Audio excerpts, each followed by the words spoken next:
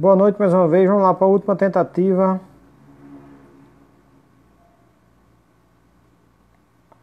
Vou fixar aqui o tema.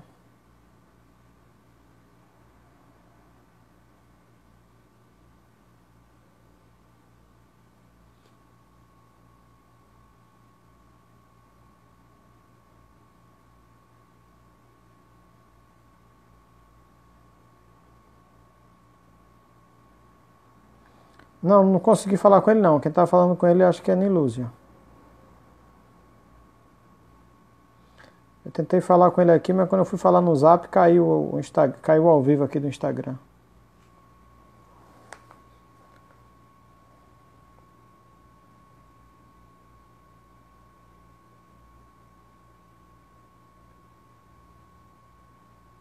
Agora, Júlio entrou. Júlio, agora tu tem que pedir para participar da live.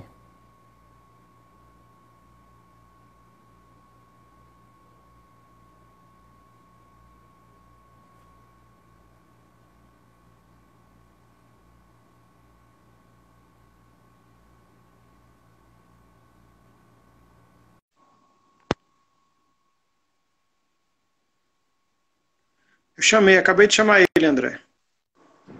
Agora vai. Agora vai. Grande Júlio. Boa noite. Boa noite, Júlio. Tudo certinho?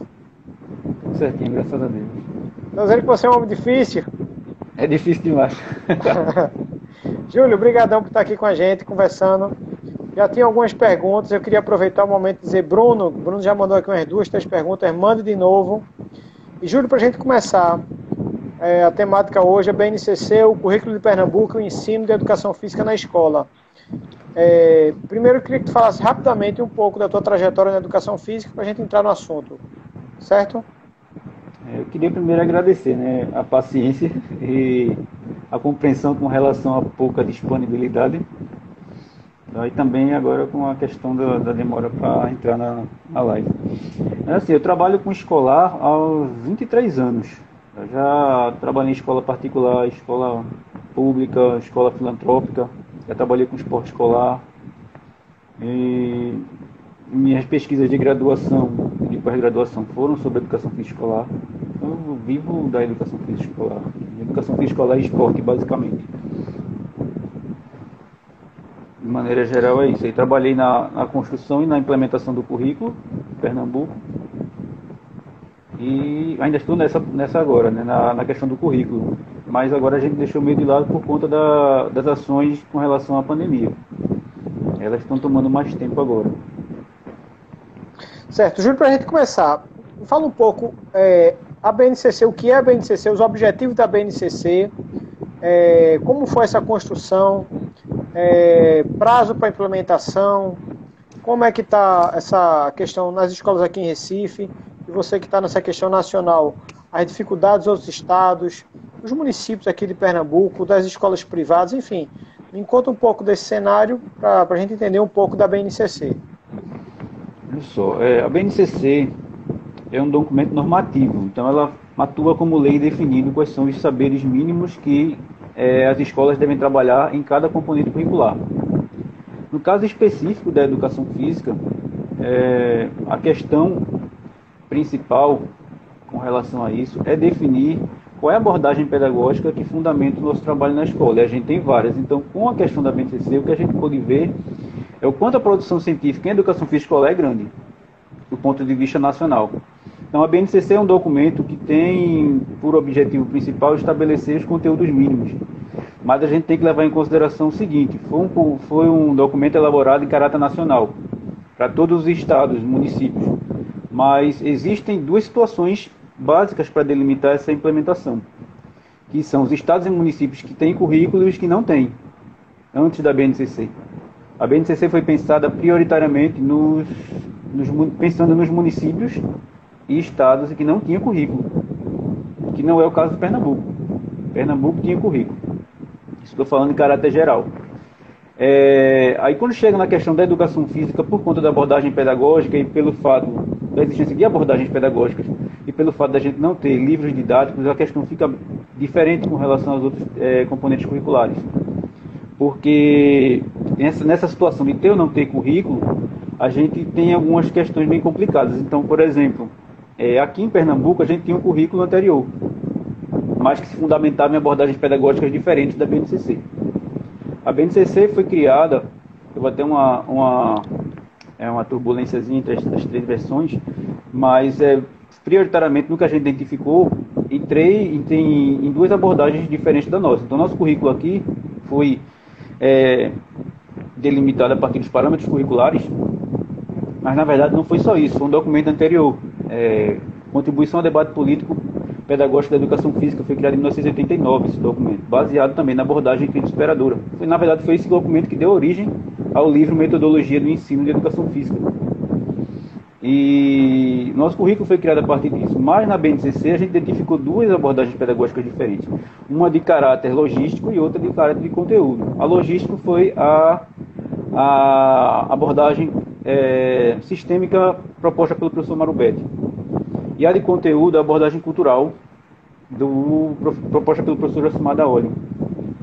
Elas duas têm em comum, na verdade, elas se influenciaram uma em relação à outra, delimitando um objeto de estudo e de ensino que é chamado de cultura corporal de movimento, que na abordagem sistêmica, que foi criada anteriormente à crítica superadora, foi criada em 1991, já foi chamado de cultura física, cultura esportiva, e passou a ser cultura de movimento, aí depois passou a ser cultura corporal de movimento pela contribuição dela, pela abordagem cultural proposta pelo professor Josimar Daoli. Os dois ficaram com o mesmo objeto, só que a abordagem sistêmica é fundamentada na sociologia e a abordagem cultural na antropologia social.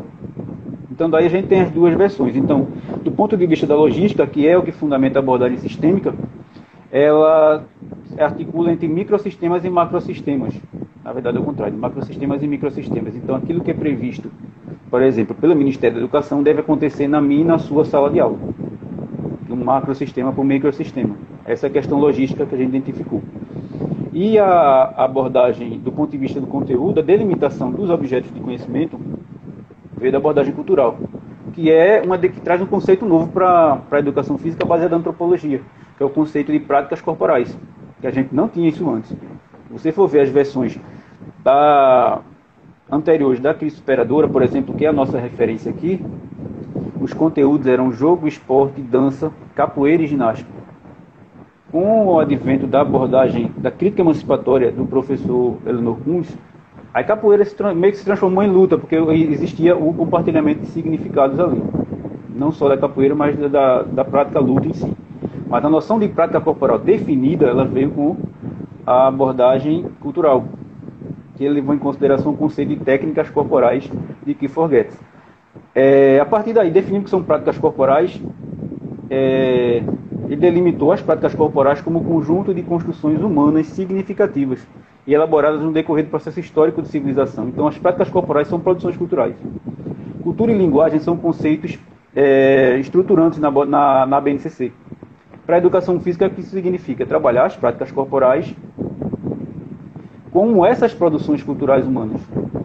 Assim como é a linguagem, assim como são os cálculos, assim como são toda a linguagem geográfica e tudo mais, a cartográfica, tudo são produções culturais. Então as práticas corporais também são. E foi delimitado foram delimitadas 6 unidades temáticas. A gente aqui só tinha 5, que foram aquelas 5 que eu falei antes. Agora a gente tem 6, que são brincadeiras e jogos, esportes, ginásticas, danças, lutas e práticas corporais de aventura. Então aí a gente já tem uma delimitação diferente daquilo que a abordagem crítica superadora traria. A abordagem crítica superadora é fundamentada no materialismo histórico dialético, diferente da cultural, que é na antropologia social, e da sistêmica, que é na sociologia. A sociologia é sistêmica. Então, por exemplo, práticas corporais, a crítica superadora foi criada em 1992, então não existia ainda delimitado como saber escolar as práticas corporais de aventura. No máximo, seriam esportes de aventura. A BNCC já traz, por exemplo, práticas corporais de aventura. Então, ela está dissociada da noção de esportivização. É uma abordagem diferente. Então, a gente não pode trabalhar esportes de aventura e práticas corporais de aventura como sinônimos. Esse é um cuidado que a gente tem que ter em educação física, nessa transposição do currículo. Tá? Mas, como eu falei, no nosso caso, não chega a ser uma coisa tão complicada assim, porque a BNCC foi criada para os estados e municípios não tinham currículo. No nosso caso, o que é que a gente trabalhou? As noções de cultura e linguagem, como eu falei, são estruturantes no documento da BNCC. Curiosamente, nos últimos 40 anos, com as contribuições das ciências humanas, a educação física vem discutindo cultura e linguagem há bastante tempo. Então, a gente não tem muito o que, vamos dizer assim, mudar no nosso currículo. A gente tem mais que entender como é que o conceito de cultura trazido pela BNCC se aproxima ou se distancia do conceito de cultura trazido pela abordagem crítica esperadora. De toda forma, se trabalhava cultura. Tá? E do ponto de vista nacional, como você perguntou, a gente tem algumas, vamos dizer assim, algumas dissidências com relação a isso. Então, a educação física no currículo é na área de linguagens, mas nem todo mundo concorda com isso. Eu soube que lá no currículo de São Paulo, eles discutem a permanência ou a pertinência da educação física na área de linguagens. Eles se baseiam muito naquela perspectiva do professor Manuel Sérgio de que a educação física é um campo híbrido. Então, deveria ser uma disciplina em separado, como é matemática, por exemplo, na BNCC. Matemática tem uma área só para ela, então a educação física também deveria. Porque a gente trabalha com saúde, trabalha com humanas, trabalha com exatas e tem essa definição aí. Mas como a gente já trabalhava com cultura, fica bem complicado. E também se dissociar isso. Não é tão difícil a gente articular a linguagem com uma produção cultural, porque assim como as práticas corporais são construções da cultura, a linguagem também é. E esse foi o argumento que a gente utilizou para a construção do nosso currículo. Como é que essas práticas corporais, como produções culturais, se expressam como linguagem? Essa é uma possibilidade de trabalhar o que a gente já vem pensando. Porque a ideia era não se distanciar nem se desfazer daquilo que a educação física escolar já vem produzindo nesses últimos 40 anos. E a grande contribuição foi essa, a inserção dos saberes e conteúdos, conceitos e procedimentos das ciências humanas. Então a gente tem muito a utilizar. Então, acho que não tem certo e errado nisso. A perspectiva de São Paulo tem uma fundamentação e a que a gente se utilizou aqui também. Não só uma fundamentação. Quando a gente discute cultura, a gente, de forma inevitável, a gente trabalha com contexto. O nosso contexto dentro da educação física escolar é diferente do de São Paulo, por exemplo. É diferente do Rio de Janeiro, é diferente do Rio Grande do Sul. Eu falo Rio Grande do Sul porque o Rio Grande do Sul também se baseava na crítica esperadora. Mas são contextos diferentes. E como contexto a gente tem que respeitar essas produções o máximo possível. Então a gente tentou não se desfazer daquilo que a educação física escolar de Pernambuco já veio construindo. E a gente tem teóricos muito bons aqui de Pernambuco que contribuíram para isso. Eu não posso se desfazer desse trabalho assim por conta de uma mudança de paradigma. Então é uma questão paradigmática que não pode limitar a nossa intervenção em educação física escolar. Então a compreensão das práticas corporais me parece um conceito muito importante agora para a gente entender. Não é trabalhar como sinônimo, trabalhar as abordagens pedagógicas, como eu vi na publicação anterior, por exemplo, os PCNs, que se trabalhava cultura corporal, cultura de movimento e cultura corporal de movimento como se fossem sinônimos. São três abordagens diferentes da educação física baseada na cultura. Se você trabalha como sinônimos, fica meio difícil de entender, mas se você for ler o livro do PCN, sugere isso, que são sinônimos. A gente tem que ter muito cuidado com isso. O que é que isso exige do ponto de vista da implementação? Foi outra coisa que você perguntou. Que se trabalhe a especificidade da educação física escolar na prática pedagógica. Educação física escolar, e eu vou falar aqui uma coisa, pode soar como polêmica, mas não é. Eu vejo tudo como características. Dentro das especialidades da educação física, a educação física escolar é aquela em que profissionais, vamos dizer assim, não especialistas em educação física escolar atuam em educação física escolar. Tá? Como eu falei, isso não é bom nem é ruim, é uma característica. E a gente tem que entender como a gente pode se aproveitar disso para melhorar, para ampliar a qualidade do nosso trabalho na escola. Esse tipo de conhecimento é específico da educação física escolar e é preciso que se tenha para materializar o currículo. Quando digo materializar o currículo, não é como um documento, é materializar no currículo nas aulas que a gente dá todos os dias na escola. Tá? O foco da elaboração do nosso currículo aqui foi isso. Como é possível materializar essas propostas curriculares no dia a dia da escola? Não pensar, vai ser um documento muito bonitinho e vai ser mais um. Então, a gente baseou a construção do currículo em 4 aspectos principais. O primeiro foi a compreensão das práticas corporais como produções culturais. Esse foi o primeiro, que é uma característica comum às abordagens. O segundo foi o estabelecimento dos saberes docentes e a possibilidade de materialização desses saberes docentes nas aulas a partir desse currículo. O terceiro foi o tempo pedagógico destinado para as aulas, para a gente não planejar uma coisa fantástica e de repente só tem uma, duas aulas e não dá para fazer. Então, o tempo pedagógico que a gente tem para aplicar isso nas aulas, para ensinar. Por isso que eu fiz a sugestão do tema da live ser o ensino de educação física, porque é interessante. Eu vejo uma tendência agora com relação à formação docente de maneira geral, não em educação física, de maneira geral, mas a nossa preocupação é educação física. Meio que uma confusão entre ensinar e prescrever exercício. Ou prescrever atividade. Ensinar não é prescrever atividade. Prescrever atividade é uma parte do ensinar. São coisas diferentes.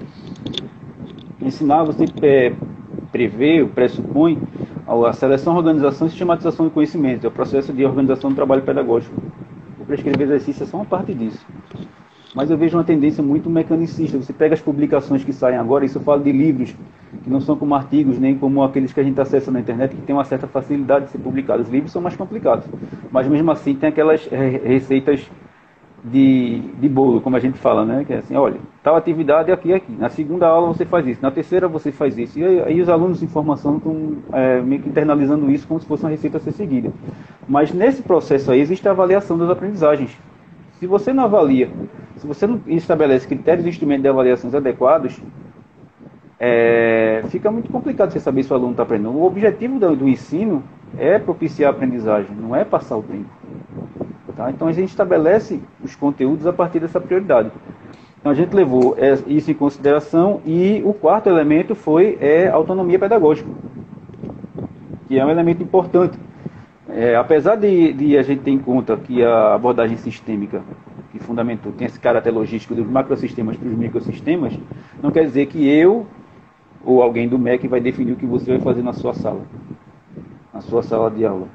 Vai te dar elementos para que você defina isso. Os contextos escolares são muito específicos. Uma escola não é igual a outra. Dentro da escola, uma quinta série não é igual a outra, que é o sexto ano. Um sexto ano não é igual ao outro. Um sétimo ano não é igual ao outro. Tá? A gente tem que estabelecer critérios para isso. E, na verdade, o que vai se fazer? Quem vai fazer o currículo funcionar são os professores. Somos nós professores. Não é o documento em si, não é a BNCC, não é o MEC, não é a Secretaria de Educação. São os professores. A gente tem que priorizar. Na verdade, na construção do nosso currículo, a gente priorizou essa constituição dessa autonomia docente. Essa autonomia pedagógica, mas diferenciando de diletantismo. Já me foi perguntado de saber, mas se você prioriza a autonomia, o professor pode dar aula que quer, do jeito que quer. Não é. A autonomia é você estabelecer sua própria forma de fazer o que deve ser feito. Diletantismo é você fazer o que você quer.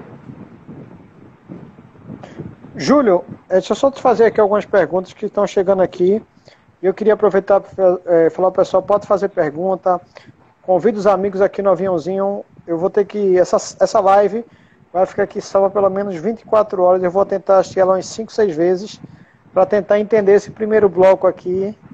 Vou ouvir devagarzinho, mais umas 2, 3 vezes, porque Júlio é fera demais. Júlio, inclusive, Tia começou aqui um abaixo-assinado, Júlio Ministro, já tem 32 assinaturas. Eita, meu. Tinha gente boa. Foi conversar comigo, dá nisso, né? Aí Chico Matias perguntando aqui, Júlio, boa noite. No organizador curricular, tem mais de uma unidade temática por bimestre. Como foi pensado isso? Como será na escola? Pois anteriormente tínhamos apenas um por bimestre. Isso. Pronto, essa é uma questão importante. A partir do currículo, a gente criou alguns materiais didáticos que facilitem essa implementação dele. O organizador bimestral foi um, e o outro foram os cadernos de orientação didática. O organizador foi criado com sugestões. Na verdade, antes disso, a gente tem que entender o que é que mudou do ponto de vista prático-pedagógico com relação à implementação do currículo a partir da BNCC. O foco, como a gente é diferente do que a gente estava acostumado a organizar. A gente organizava nossas aulas a partir de conteúdos. Agora a gente vai organizar a partir de habilidades. As habilidades nas unidades temáticas propostas.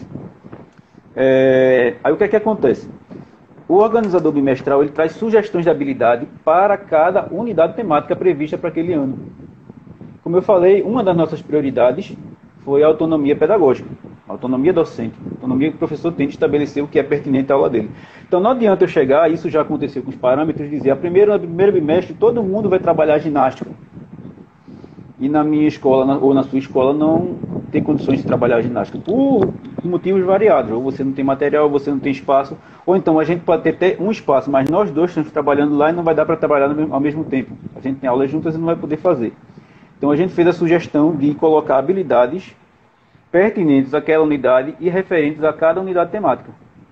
Então não é que você vai ter que trabalhar tudo, você vai estabelecer, dentro da sua realidade, que conteúdos e quais habilidades você vai trabalhar no primeiro bimestre.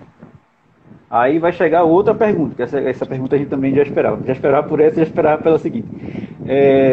Mas aí não vai ter a unidade. Porque na minha escola eu vou trabalhar brincadeiras e jogos e você vai trabalhar a sua no esporte no 6º ano, na primeira unidade. Mas aí é que tá.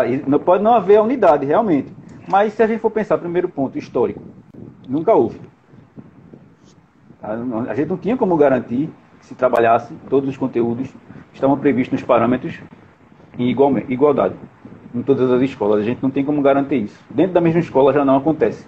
Como eu falei, por vários motivos que são particulares à escola. E isso é uma coisa que a gente tem que entender, tem que aceitar, não no sentido de baixar a cabeça e em subserviência, mas a gente tem que aceitar do ponto de vista de o que é que eu posso fazer a partir disso.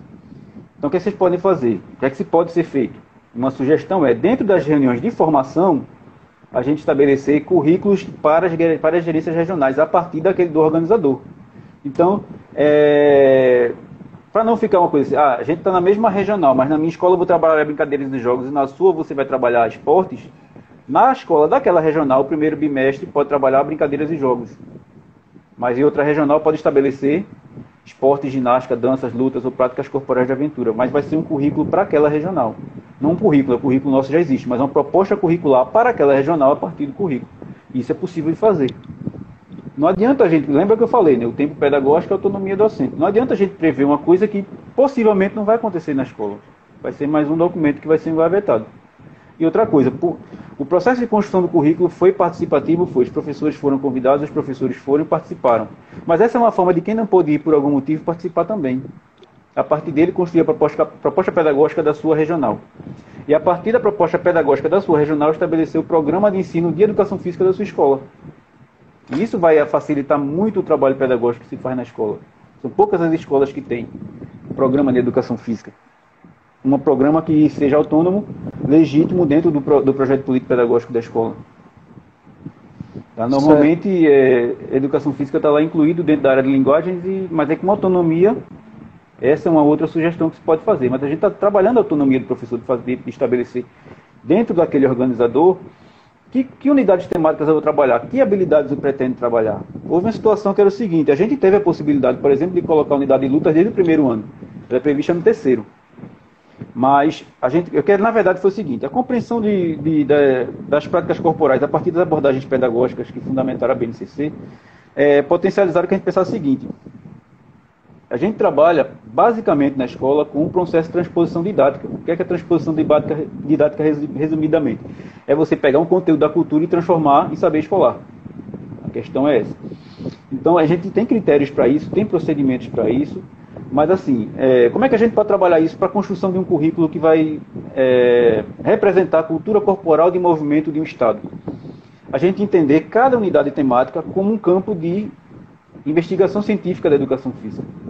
Então a gente convidou alguns colaboradores que depois foram definidos como leitores críticos, que atuam com pesquisa e intervenção prática, intervenção profissional, nesses campos, que é brincadeiras e jogos, esporte, ginástica, danças, lutas e práticas corporais de aventura. Então, a partir das pesquisas desenvolvidas nesses campos, eles estabeleceram o que é que poderia ser ensinado na escola em cada ano, em cada fase, em cada etapa. Essa foi a sugestão. A gente partiu diretamente de quem trabalha e quem pesquisa aquilo ali. Não foi, mais uma vez, respeitando a autonomia. Não foi nada não houve nenhum tipo de ingerência nesse processo aí. Então, o exemplo que eu dei foi o seguinte. A partir da lógica das habilidades. A gente está acostumado a trabalhar nossos planejamentos a partir de conteúdos, de delimitação de conteúdos. Aí a BNCC já trabalha com essas habilidades. Habilidades têm uma concepção diferente do que a gente trabalha. Tá? Não é habilidades motoras, não é habilidades psicossociais. São habilidades como possibilidade de articulação entre conhecimentos. A habilidade da, vamos dizer, psicologia cognitiva. Aí o que é que acontece? A gente poderia... Brincadeiras e jogos não estava prevista para o 9º ano, a gente colocou. É uma liberdade que nós tivemos e nós colocamos. Na BNCC não estava. Mas o Lutas também só estava previsto a partir do 3º ano. A gente poderia ter colocado no 1º e a gente consultou os colaboradores para isso. Mas houve o consenso de que as habilidades que seriam trabalhadas em Lutas seriam as mesmas que seriam trabalhadas em Brincadeiras e Jogos. Então Lutas permaneceu no 3º. Não porque o conteúdo seria diferente, mas as habilidades seriam as mesmas. Então não tem necessidade de por que colocar. Pode ver que lá no organizador, o professor Francisco, não vai ter lutas. No 1º ano, não. Só a partir do 3º. Mas as habilidades seriam as mesmas. Houve um critério para isso. Não foi uma questão de preferência pessoal, nem nada disso. Tá? Às vezes, tem muito trabalho, o cara foi lá e fez mais fácil. Mas não é, não foi isso. A gente teve uma equipe muito boa e pensou em tudo nesse processo aí, pensou em todos os detalhes. Como eu disse, até essas duas perguntas iniciais a gente já sabia que viriam. Tá bom? Ele continua aqui falando, então não necessariamente trabalharemos todas que estão sugeridas por bimestre. Temos que dar uma sequência nos outros bimestres, no caso? Sim, mas aí é aquilo que eu falei, em respeito à autonomia. A autonomia trabalha... Bom, essa construção do nosso currículo, a gente vai ter que dar vamos dizer assim, um upgrade na formação continuada. A gente vai ter que dar em cima de muita coisa para potencializar essa autonomia. Então, quando você define que na sua regional, na sua escola, você vai trabalhar brincadeiras e jogos, as habilidades vão ser aquelas.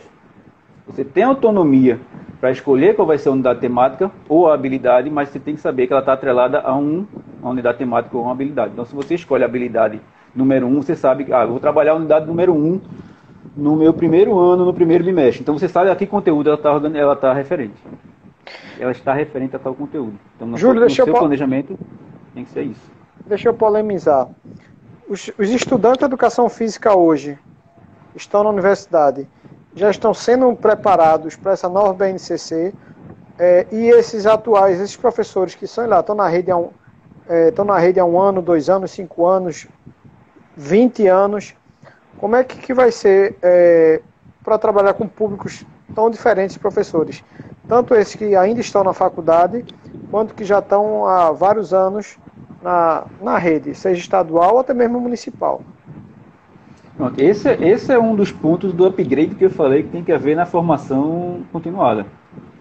Porque aí a gente entra nas questões da formação profissional. Sei que vocês falaram sobre isso com o Tchê, se eu não me engano. Foi semana passada. Aí a gente tem a formação inicial e a formação continuada. A formação continuada pode se dar de 2 formas. Você, cuidando da sua própria formação, você investindo no seu estudo, você investindo atrás de cursos. E, por outro lado, as instituições em que você trabalha potencializarem essa formação continuada também. De toda forma, é um direito do profissional da educação. A formação continuada é vista como um direito.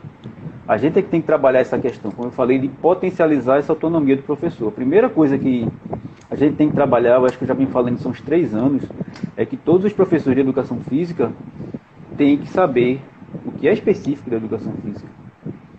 Tem que saber, tem que ter conhecimento sobre todas as abordagens da educação física. E não conhecer apenas 1 ou 2. As que fundamentam os parâmetros ou as que fundamentam esse currículo novo. Tem que saber do que é a educação física escolar trata, para que possa, com autonomia, definir o que é que você vai fazer no seu trabalho. E não por oportunidade. E eu estou falando oportunidade, não estou falando oportunismo. É assim, apareceu isso aqui para mim, apareceu esse currículo para mim, eu vou trabalhar o currículo. O currículo que a gente criou para Pernambuco não é uma determinação legal. A gente está pensando numa coisa, fez um currículo pensando nas crianças, pensando nos alunos, pensando nos professores, pensando na realidade da escola. Inclusive para fundamentar o trabalho de luta que a gente tem na escola de verdade.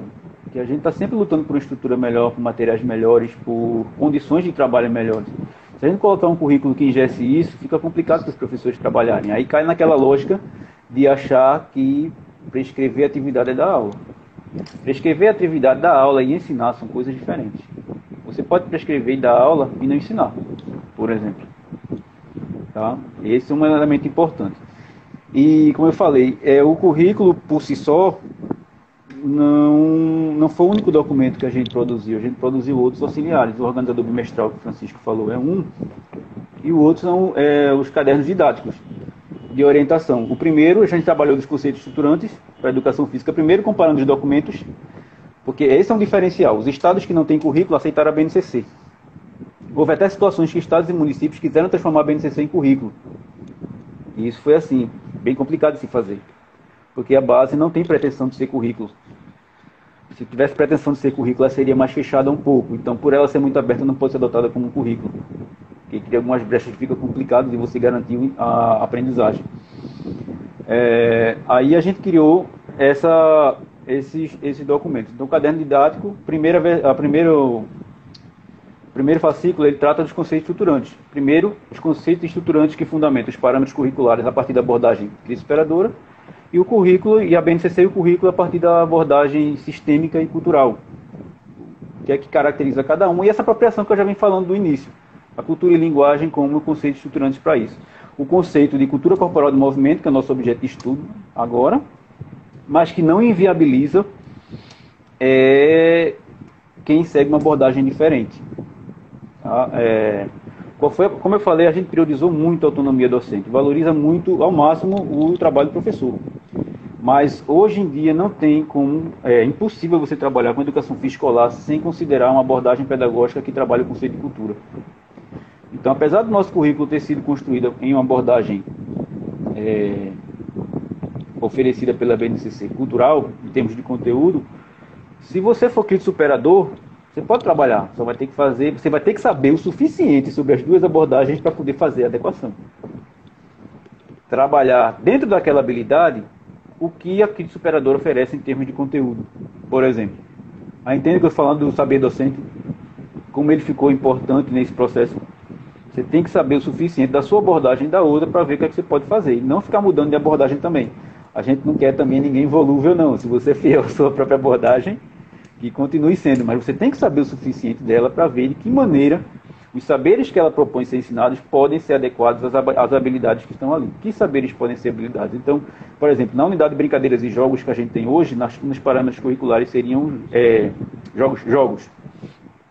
Então, que conteúdos eu posso trabalhar a partir do que a crítica superadora oferece em jogos que contempla aquela habilidade prevista no organizador e no currículo? Isso é possível de fazer, mas é impossível de se fazer se não for uma abordagem que leve cultura em consideração para definir esses saberes. Aí a gente como eu falei, as abordagens da cultura corporal da crítica superadora, a cultura de movimento da crítica emancipatória e a cultura corporal de movimento da sistêmica e da cultural e também da multicultural, que permitem isso. Então não faltam abordagens para fazer isso. Agora, os saberes docentes vão ter que ser potencializados. Júlio, perguntas aqui em relação ao ensino médio, só uma aula de educação física, questão do livro também estão perguntando, porque se a educação física não tem livro, e como é que fica essa questão do aluno fazer o currículo dele, fazer as escolhas, explica um pouco isso aí. O ensino médio, eu não trabalhei diretamente com o ensino médio na construção do currículo, eu trabalhei dando aula. Mas assim, os itinerários formativos estão sendo discutidos ainda. O currículo do ensino médio ainda está sendo construído, a gente não tem muito o que definir, mas por exemplo, o ensino médio na escola regular realmente só tem uma aula. Eu me lembro que eu sofri muito quando passou para uma aula. Meu planejamento já estava feito para duas, eu já achava pouco. Aí diminuiu para uma, complicou bastante. Mas assim, se você for trabalhar um itinerário formativo pela definição que eu tive conhecimento, é o seguinte: o aluno que escolher trabalhar no seu percurso formativo, seu itinerário formativo, a área de linguagens, ele vai ter mais aulas de educação física do que o que escolher exatas, por exemplo, que escolher humanas. Dentro da área de linguagem, ele vai ter mais aulas das disciplinas de linguagem, dos componentes curriculares que compõem a área de linguagem. Então, eles vão ter mais aulas de educação física. Por outro lado, os que não escolherem vão continuar com uma só. Então, a gente vai ter que, por isso que a construção do programa do componente curricular é importante. Sempre foi, mas agora há um pouco mais. Para você saber exatamente o que você tem que fazer com o público que você vai ter.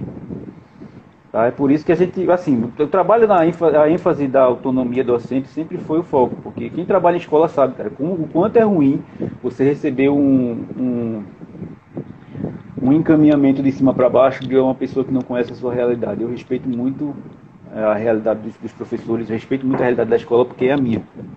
Aí tem coisas que realmente... E a tendência é você assim, tem uma lógica de, olha, você tem que trabalhar dessa forma. Na sua escola não é possível, e a primeira coisa que você faz, então eu vou esquecer esse documento inteiro. Um documento que é elaborado nesse sentido não pode ser uma coisa tão descartável assim. Você tem que dar a oportunidade da pessoa que está responsável, que está à frente daquilo, de adaptar aquilo que você está delimitando como conteúdo de ensino, aquilo que está delimitando como procedimento. O procedimento é prerrogativa do professor. Eu não posso dizer a você que faça isso do jeito que eu estou dizendo. Tá? A gente está apresentando sugestões. Então, o organizador bimestral traz sugestões. Tá? De o professor, através da sua autonomia, estabelecer. Para brincadeiras e jogos está prevista essa habilidade, para lutas essa, ginástica essa, esportes essa. Qual conteúdo eu posso trabalhar na minha escola? Qual conteúdo eu posso trabalhar na minha regional de acordo com a realidade que eu sei, que eu conheço? O que não pode é não se trabalhar nada. Sabe aquele joga bola, aquele rola bola, né, que o pessoal chama no Sudeste? Rola bola. Pronto, isso aí é que não tem como. Porque existem muitas possibilidades agora de você fazer diferente disso. Entende? Não tem como não fazer. Tá? Agora é aquilo que, no caso da formação inicial, priorizar esse conhecimento. Aquilo que eu vivo conversando com vocês sempre que eu posso. O que é específico da educação física escolar? A educação física escolar é uma especialidade da educação física. Tem conhecimentos próprios, rotinas próprias, epistemologia própria. Tá? Não pode ser o que... Vou falar aqui de áreas que influenciam muito o nosso trabalho também. O esporte e a saúde dizem que a educação física escolar é. Não é o que a tradição social diz que a educação física é. Não é passar tempo com os alunos. Não é colocar os alunos para jogar correndo na quadra. A gente tem que estabelecer esses critérios. E no nosso caso, no currículo, a gente tentou valorizar ao máximo as produções da educação física escolar. Tá? Não desperdiçou nada com relação a isso. A gente tentou valorizar ao máximo e trazer o que de melhor se tinha para trabalhar esses 4 elementos. Eu falei que vão da compreensão das práticas corporais como produções culturais e não como atividades. Tá? Parece uma coisa assim, meio anacrônica, mas quando você entende as práticas corporais como produções culturais e não como atividades, você respeita uma coisa que a gente trabalha, que é a identidade cultural do conhecimento.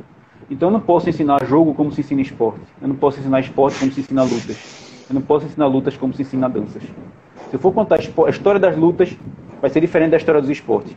A história de modalidades esportivas entre si é diferente. A história de modalidades de luta entre si é diferente. Então eu não posso ensinar da mesma forma. Como se fosse pudesse repetir o mesmo procedimento, principalmente se eu estiver afirmando que eu estou baseando meu trabalho no conceito de cultura. Eles representam culturas diferentes. Não sei se ficou claro. Ficou. Mas a valorização foi essa, da identidade epistemológica do saber escolar. Júlio, eu queria te agradecer demais. Você tem outra live agora, né? 9 horas. Tem rodada dupla. Faz o anúncio onde vai ser a live. A live vai ser no Proativa. A gente vai falar sobre prática pedagógica em educação física escolar. O ensino da educação física, na verdade. Né? O ensino da educação física é um termo importante.